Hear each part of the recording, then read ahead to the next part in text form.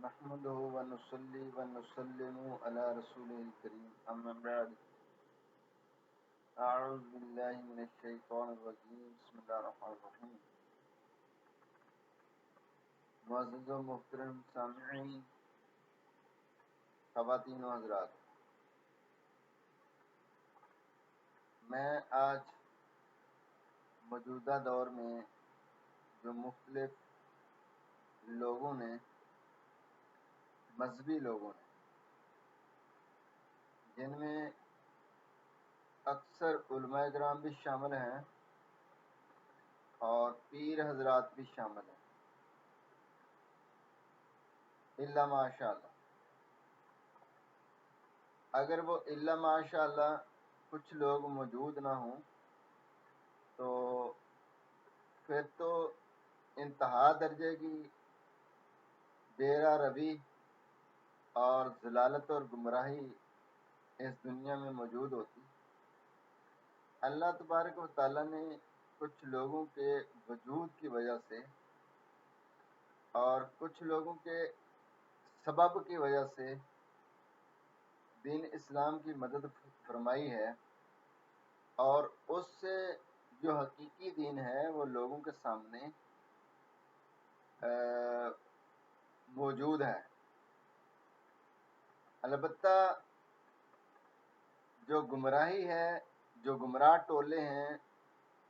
جنہوں نے دین کو اپنی مرضی کے مطابق بنا لیا ہوا ہے، ہر ٹولے نے الگ الگ طریقہ، الگ الگ رواج اور الگ الگ اپنے نشانات اور نشانیاں وہ شامل کی ہوئی ہیں، اور سادہ جو عوام ہے، جو سادہ لوگ ہیں، وہ ان کو ایسے پکڑتے ہیں جیسے فرض اور واجب ہے۔ تو عوام جو ہے، نہ ان کو علم حاصل کرنے کا شوق ہے اور نہ تحقیق کا شوق ہے، وہ جیسے کسی کی طرف دیکھتے ہیں تو اسی کی طرف مائل ہو جاتے ہیں، اور آگے دین سمجھانے والا گمراہ شخص ہے، خواہ وہ مولوی ہے یا پیر ہے یا کوئی عالم اور مفتی ہے، کم کسی نے نہیں کیا، کمی کسی نے نہیں کی، ہر کوئی اپنی الگ حیثیت، الگ شناخت منوانے کے چکر میں ایسی ایسی گمراہی پھیلائی ہے کہ دیکھ دیکھ کر عقل حیران ہو۔ اب میں نشاندہی کرتا ہوں کہ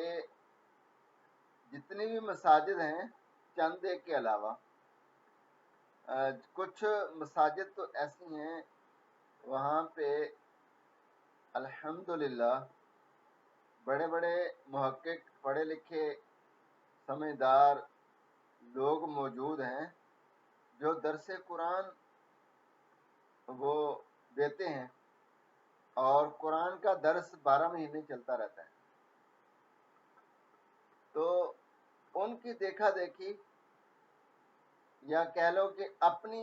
پرسنالٹی، اپنا طریقہ نیا بنانے کے لیے وہ لوگ جو کہ بے شک انہوں نے درس نظامی کیا ہے لیکن کسی نہ کسی گمراہی میں مبتلا ہیں، تو انہوں نے اپنی مسجد کا الگ طریقہ، نماز کے بعد، نماز سے پہلے اور دعا کے پہلے اور دعا کے بعد، وہ الگ الگ رائج کیے ہوئے ہیں اپنی مرضی سے، جیسے ان کی تمنا اور خواہش ہے۔ ہر وہ طریقہ جو انہوں نے رائج کیا ہوا ہے، بے شک وہ قرآن اور حدیث سے ثابت نہیں ہے، لیکن پھر بھی ہم اس پر گناہ اور غلط فتویٰ نہیں لگا سکتے، چونکہ وہ اس قدر خرابی اس میں موجود نہیں ہے۔ لیکن کچھ تو اتنے خراب ہیں کہ ان پہ بدعت اور گمراہی کے علاوہ ہم کوئی بات نہیں کر سکتے۔ تو کچھ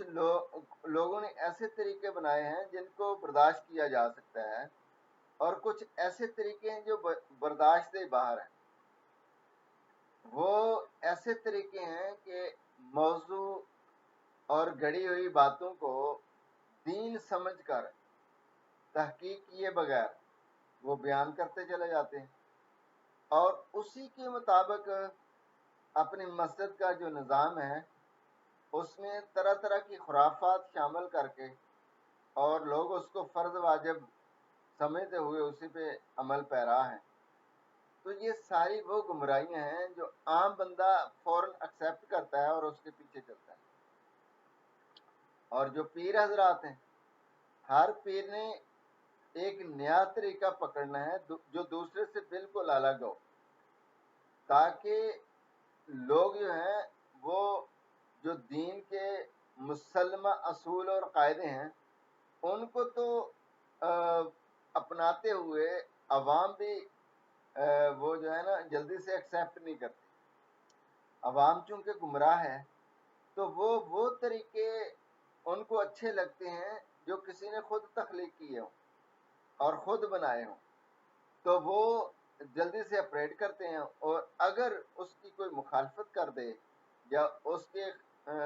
سمجھانے کے لیے کوشش کرے تو اس کو گمراہ کہہ دیا جاتا ہے، اور اس کو پیروں کے خلاف کہہ دیا جاتا ہے، اور مولویوں کے خلاف کہہ دیا جاتا ہے، اور اس کو یہ کہہ دیا جاتا ہے یہ بھی ایک نیا فرقہ ایجاد کر رہا ہے۔ یعنی اس پہ جو دین خالص ہے اس کو نیا فرقے کا نام دے کے ریجیکٹ کر دیا جاتا ہے۔ یہ اس وقت کی بہت بڑی قباحت ہے۔ تو ہم کسی کا نام لیے بغیر لوگوں کو متنبع کر رہے ہیں کہ جو بھی عمل آپ نے کرنا ہے، پہلے جو صاحب علم لوگ ہیں، آج کل تو یوٹیوب موجود ہے اور یوٹیوب پہ علماء کرام کے نمبر بھی موجود ہوتے ہیں یا لیے جا سکتے ہیں، ان سے رابطہ کر کے مسئلے کو پوچھا جا سکتا ہے۔ اس دور میں تو اسلام کا مسئلہ پوچھنا بہت آسان ہے، ایپ موجود ہیں، آن لائن مفتی حضرات موجود ہیں، یعنی تحقیق کرنا اتنا مشکل نہیں رہا، آسانی سے مسئلے کو سیکھا جا سکتا ہے، اس پہ عمل کیا جا سکتا ہے۔ لیکن یہ وہ لوگ جن کے پاس یہ ساری سہولت نہیں ہے یا وہ ان کو یہ طریقہ اپنانا نہیں آتا، خاص طور پہ انہوں نے معاشرے کے اندر کئی طرح کے دین کے حلیے بگاڑ کے پیش کر دیا ہے، جیسا کہ ہمیں یوٹیوب پہ دیکھنے پہ ملتا ہے کہ مختلف آستانے ہیں اور لوگ آتے ہیں اور موجود بھی نہیں ہیں، پیر صاحب اس گدی پہ موجود نہیں ہے، لیکن ہوتا کیا ہے کہ وہ جہاں پیر صاحب بیٹھتے ہیں ادھر آ کے سجدہ کی شکل اختیار کر کے، جیسے نماز میں ہم سجدہ کرتے ہیں ویسے سجدہ کر رہے ہیں۔ تو یہ میں نے اس لیے کہا ہے کہ جو گمراہ لوگ ہیں وہ انتہا درجے کی گمراہی میں مبتلا ہو کے آگے سے دفاع کرتے ہوئے یہ کہتے ہیں کہ وہ قبلے کو تو تھا نہیں۔ اگر کوئی قبلے کی طرف جگہ ہے تو بندہ کہہ سکتا ہے جی وہ تو قبلے کو طرف، حسن کا قبلے کو سجدہ ہوتا ہے سمت میں، قبلے کی سمت میں سجدہ ہوتا ہے، پھر سجدے کی ایک نیت ہوتی ہے، ہماری جب نیت ہی نہیں ہے اور قبلے کی سمت ہی نہیں ہے تو سجدہ اس کو کیسے قرار دے رہے ہیں جی آپ؟ ہم تو تعظیم کر رہے ہیں وہ دھرتی، وہ جگہ، وہ مقام جہاں میرے پیر جلوہ گر ہوتے ہیں، میں تو اس مقام کو بھی کعبے سے اوپر سمجھتا ہوں،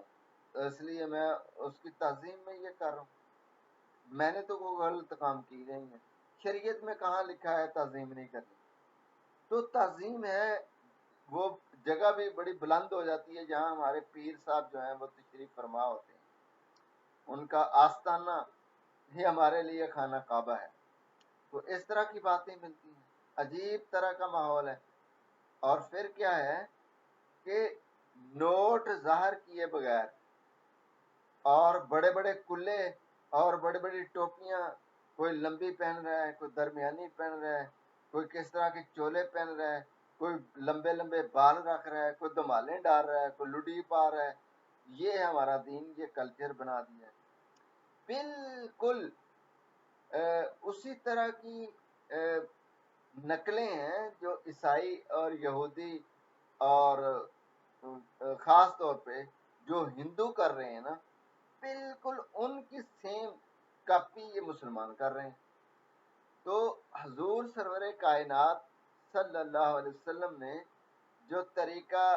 زندگی گزارنے کا ہمیں دیا ہے، کائنات میں اس سے بہتر طریقہ کسی کا ہو نہیں سکتا. حضور سرور کائنات صلی اللہ علیہ وسلم کے اخلاق حمیدہ کی قرآن پاک میں اللہ نے تعریف فرمائی ہے. اور پھر حضور سرور کائنات صلی اللہ علیہ وسلم کا کوئی عمل ایسا ہے نہیں جو عین قرآن کے مطابق نہ ہو اور جو اللہ کا پسندیدہ نہ ہو. وہ سارے طریقے ہم نہیں سیکھیں گے، اس کو چھوڑ کے الگ سے ایک نیا طریقہ نکالیں گے اور وہ اپریٹ کریں گے اور اس کو اپنائیں گے اور اس کو دین بھی سمجھیں گے اور اس میں ثواب بھی، یعنی یہ سمجھیں کہ اس سے ہمیں ثواب حاصل ہوتا ہے. جبکہ ایسا کوئی ثواب کا طریقہ نہیں ہے. ثواب تو ان کاموں میں ہے جو کام حضور سرور کائنات صلی اللہ علیہ وسلم کے عمل سے ثابت ہیں یا آپ کے ارشادات کے مطابق کیا گیا ہو یا صحابہ نے آپ کی موجودگی میں کیا ہو اور وہ عمل کسی نے اپنایا ہو. اس میں تو ثواب کی نیت بھی کیتی ہے، ثواب بھی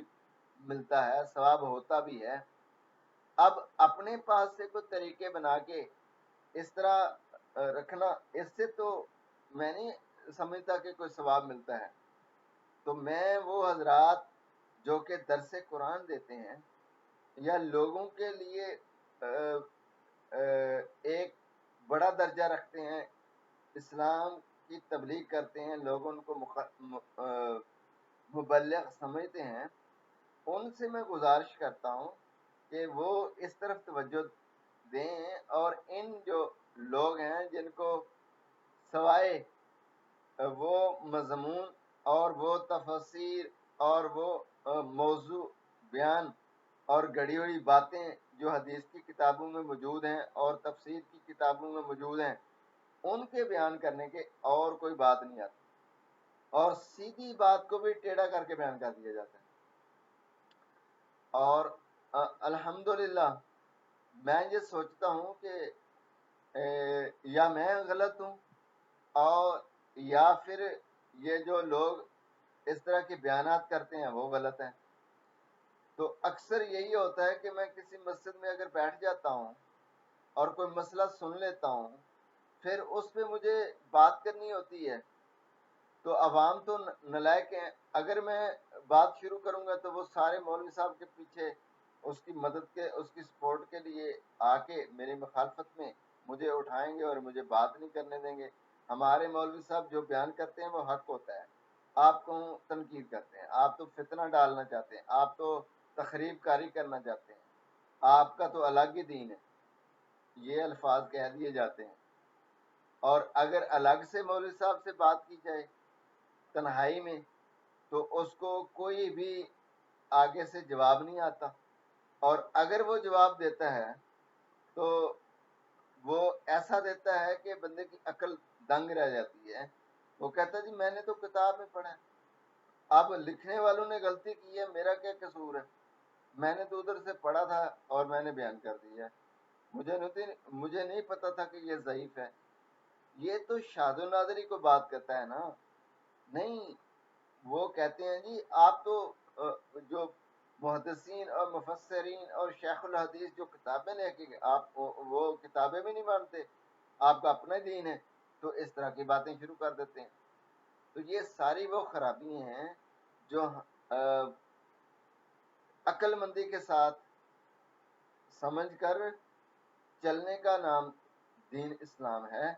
تو میں اپیل کرتا ہوں سارے حضرات سے کہ وہ اس پہلو پہ غور کریں اور ہر وہ بات جو بیان کرنے والا بیان کرتا ہے ان میں بھی شامل ہوں، وہ درست نہیں ہوتی. ہر کہی ہوئی بات